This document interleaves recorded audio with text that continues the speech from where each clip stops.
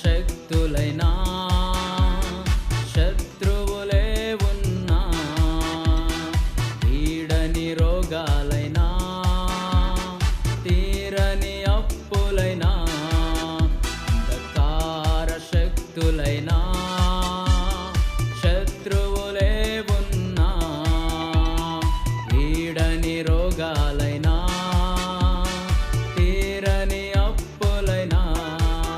నీవు నా పక్షమై ఉండ